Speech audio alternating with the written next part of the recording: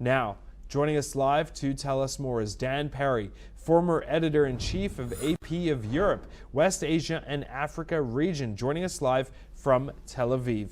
Mr. Perry, thank you so much for joining us once again here on NewsX World. Now, with regards to Iran and the fact that they essentially want to remain strong on their stance with regards to their military capabilities, how does this upset the neighboring region around Iran as far as trying to understand how they plan to operate in due time? Tell us more. Well, it very much upsets them. However, there has been a shock to the system. And the shock was that the U.S. and its allies were not in any way prepared for and had not in any way planned for the blocking of the Strait of Hormuz, which once demonstrated has given Iran's regime tremendous bargaining power. And it's shocking, it's astounding, but it's true. And the Gulf countries are reassessing, and each are going their own way. These are very different countries, even though sometimes we lump them all together. Saudi Arabia is very cautious, always has been, and they seem to be inclined to try to arrive at some sort of accommodation with the Iranian regime. UAE and perhaps Bahrain, much less so. Qatar and Kuwait, somewhere in between. The Iranians are pushing their weight around, throwing their weight around as a consequence of this situation. So we saw Marco Rubio going to the Gulfies more or less hat in hand, trying to explain to them why they should still depend on the U.S., even though the U.S. showed no ability to prevent them from being rocketed by the Iranians during the war. And the U.S. at this point has basically abdicated on all its war goals, all of them, every single one. And J.D. Vance even revels in the fact that the IRGC is going to have a representative in Gulf countries alongside CENTCOMs. So we're in a very strange moment where it looks like America has capitulated. It's very surprising and quite dispiriting to the Iranian opposition, to most of the Iranian public, I'm sure, and maybe to much of the American public, even though in the U.S. there is some relief that the war is over, and so some sympathy for Trump's fairly ridiculous claims that the success can be measured in falling oil prices and rising stock market.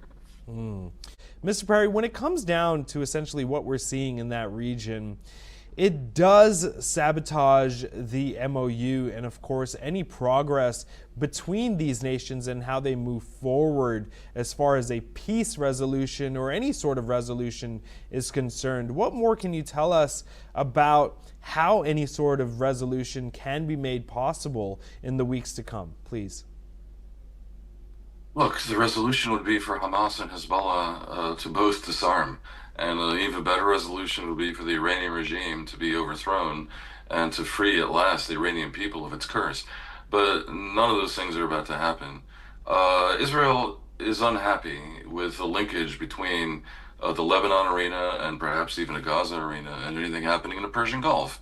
The Iranians want to create that linkage, and Trump, in his desperation to do a deal and in his pitiable crawling towards the Iranian Ayatollah regime, may be willing to give them that. But Israel, despite its dependence on the U.S., can be expected to object to whatever degree it can.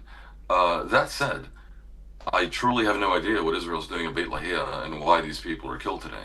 The Israeli government refuses to explain what its actions are. I understand that Hamas remains in control of the inner part of Gaza and therefore most of the population of Gaza. And no doubt they're up to no good. But why civilians continue to be killed, why there's firing across the border, were Israeli troops threatened in any way by Hamas assailants? We don't know because the Israeli government won't tell us. So basically, honestly, even though Israel is in the right in its fight against Hamas and Hezbollah, this particular government of Israel is so past its sell-by date that I've rarely seen such a thing. They are completely incapable of public diplomacy, and the sooner they're gone, the better, frankly. And that's likely to happen in October when Israeli elections are expected. Mr. Perry, when it comes down to this annexed territory, it used to be part of Ukraine, and then I believe in 2014 it was annexed to become part of Russia. With these further strikes, do you believe that this will then become a sticking point in the sense that Russia and Ukraine will try to see eye to eye, in the sense that what they're doing as far as their attacks are concerned are essentially targeting their own territory in the case of Crimea? What more can you tell us? They're never going to see eye to eye. There's a narrative that the Russian assault on Ukraine began in 2022, but in fact, it began in 2014 when Russia attacked Crimea. Russia's effort to eliminate Ukraine as a country is very problematic from a history perspective. I mean, the Ukrainians feel like a separate people. They have, to a degree, a separate culture. But the Russian case for Crimea was less weak than the rest of Ukraine because Crimea had a mostly Russian-speaking population. And when Russia occupied it in 2014, there was not a lot of internal disapproval by the population of Crimea. That Russia could have pocketed, but Putin, to his country's misfortune, couldn't leave well enough alone. And instead of sufficing with the occupation of Crimea and the annexation of Crimea, which the world, I do believe, would have been prepared to tolerate, and even Ukraine would have been prepared to tolerate, he insisted on launching the attack in 2022. So much a miscalculation was that attack. So greatly has it backfired. So profoundly is Russia now on the back foot that we see here that Ukraine is actually trying to reestablish control over Crimea, or at least to undermine the Russian presence in Crimea with their drone attacks. And so there's a number of things here. One is that Ukraine has become the global expert in deploying drones as asymmetric warfare, very cheap to deploy and very effective militarily, and extremely expensive to fight against, almost impossible. And is expanding that now to Crimea. The other is that Ukraine is clearly making a play to put pressure on Putin to end the war. To end the war by freezing the existing ceasefire lines. And I strongly suspect that Ukraine would be prepared to sue for peace, conceding to Russia the roughly one-fifth of its territory that Russia's already occupied. The crazy thing is that even though Russia has isolated itself in the world, has killed hundreds of thousands of its own people, they even refuse to accept that, or hitherto have done.